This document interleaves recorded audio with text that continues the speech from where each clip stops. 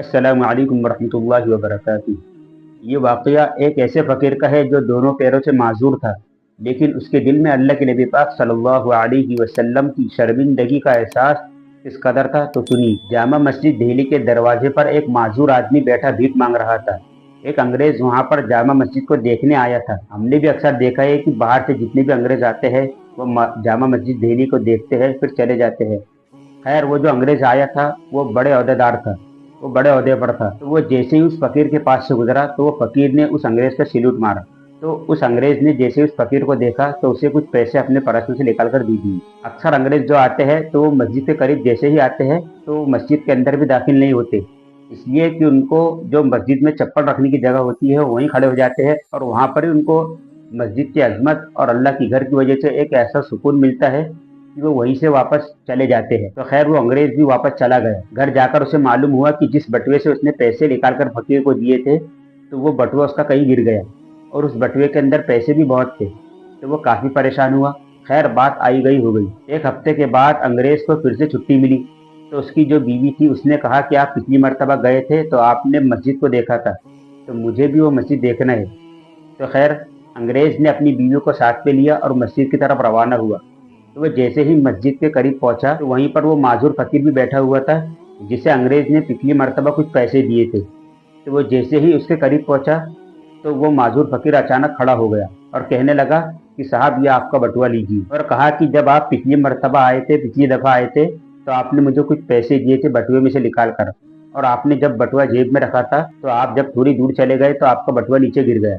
तो उस बटुए को मैंने उठा लिया था और ये मेरे पास आपकी अमानत थी, और ये अमानत मैं आपके हवाले करता हूँ। खैर, अंग्रेज ने जब वो बटुए को खोल कर देखा, तो वो क्या देखता है कि पैसे जितने उसमें पहले से मौजूद थे, उतने की उतने ही है।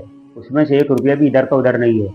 तो अंग्रेज सोचने लगा कि खैर, बटुआ तो दे दिया, इसमें से कुछ चंद पैसे निकाल लेता, इसलिए कि मुझे उम्मीद तो इससे यही थी कि इसने इसमें से कुछ पैसे निकाल लिया होगा, कुछ रकम निकाल लिया होगा।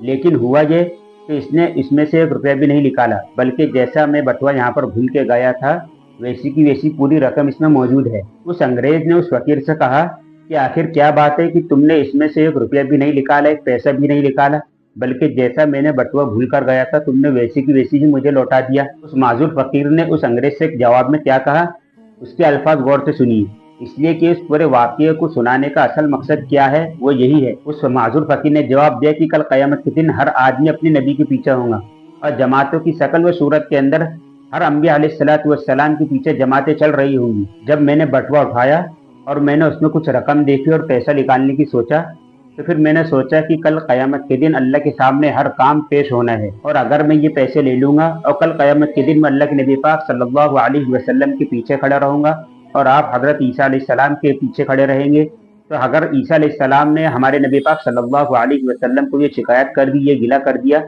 कि आपके उम्मती ने मेरे उम्मती का बटुआ मारा था और उसमें से कुछ पैसे ले लिए थे, उनकी इस शिकायत की वजह से अल्लाह के नबी पाक सल्लल्लाहु अलैहि वसल्लम को बड़ी शर्मिंदगी महसूस होगी। तो मैंने उस शर्मिंदगी महसूस होने की वजह से इस काम को गलत समझा, और मैंने इसकी वजह से आपकी अमानत में कोई खयानत नहीं की और आपका बटुआ आपको वापस लौटा दिया। काश कि हमारा ईमान भी इस तरीके से हो जाए, हमें भी दिल्ली के उस माजूर फकीर के जैसे अल्लाह के नबी पाक सल्लल्लाहु अलैहि वसल्लम से मोहब्बत हो जाए। इसलिए हमें भी हर गलत काम करने से पहले ये सोचना चाहिए कि कल अल्लाह के नबी पाक सल्लल्लाहु अलैहि वसल्लम को हमारी वजह से कोई रिसवाई तो ना होगी। अल्लाह तबारक व तआला से दुआ है कि अल्लाह तबारक व तआला हमें भी अल्लाह के नबी पाक सल्लल्लाहु अलैहि वसल्लम से बेइंतहा मोहब्बत करने की तौफीक अता फरमाए। अस्सलामु अलैकुम व रहमतुल्लाहि व बरकातुहू।